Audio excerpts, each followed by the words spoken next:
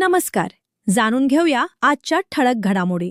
इचलकरंजीत smart meter बसवण्यास काँग्रेसचा तीव्र विरोध. महावितरणला निवेदन, आंदोलनाचा इशारा. इचलकरंजी शहरातील घरगुती वीज ग्राहकांवर स्मार्ट मीटर लादण्याच्या निर्णयाविरोधात इचलकरंजी शहर काँग्रेस कमिटीने आक्रमक भूमिका घेतली असून महाराष्ट्र राज्य विद्युत वितरण कंपनीच्या कार्यकारी अभियंत्यांना निवेदन सादर करून स्मार्ट मीटर बसवण्याची प्रक्रिया तात्काळ स्थगित करण्याची मागणी केली आहे. ग्राहकांच्या पूर्वसंमतीशिवाय कोणत्याही घरगुती ग्राहकाकडे स्मार्ट मीटर बसवू नयेत, अन्यथा तीव्र आंदोलन छेडण्यात येईल असा इशाराही काँग्रेसने दिलाय. निवेदनात नमूद करण्यात आले आहे की गेल्या काही वर्षांपासून राज्यभर महावितरण करून पारंपरिक वीज मीटर बदलून स्मार्ट मीटर बसवण्याचे काम सुरू आहे. मात्र या निर्णयाला राज्यभरातून मोठा विरोध होत असून विविध राजकीय पक्ष, सामाजिक संघटना व शेतकरी संघटनांनीही आंदोलनाचा मार्ग स्वीकारला आहे. स्मार्ट मीटरमुळे वीज बिलात मोठी वाढ होत असल्याच्या तक्रारी अनेक ठिकाणी समोर येत असल्याने सर्वसामान्य ग्राहकांमध्ये भीतीचे वातावरण निर्माण झाले आहे.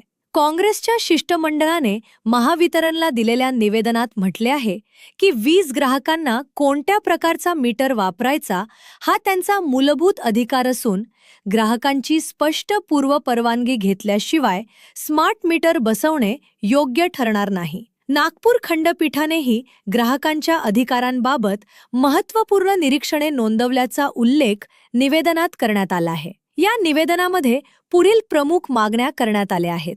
इचलकरंजी शहरातील स्मार्ट मीटर बसवण्याची प्रक्रिया तात्काळ थांबवावी. कोणत्याही घरगुती ग्राहकावर स्मार्ट मीटर बसवण्याची सक्ती करू नये. ग्राहकांच्या पूर्वसंमतीशिवाय कोणतेही स्मार्ट मीटर बसवू नयेत. महावितरणने या मागण्यांचा गांभीर्याने विचार करून तातडीने निर्णय घ्यावा, अन्यथा काँग्रेस पक्षाच्या वतीने तीव्र लोक आंदोलन छेडण्यात येईल असा इशारा निवेदनाद्वारे देण्यात आला आहे. यावेळी शशांक बावचकर, संजय कांबळे, बाबासो कोतवाल, शशिकांत देसाई, युवराज शिंगाडे, राजन मुठाणे, अजित मिणेकर, रविराज पाटील, पोपट शिंदे, सुदाम सारुंखे, रवी वासुदेव, चंद्रकांत मिस्त्री, अण्णा कांबळे, रवींद्र पाटील यांच्यासह काँग्रेसचे पदाधिकारी व कार्यकर्ते उपस्थित होते.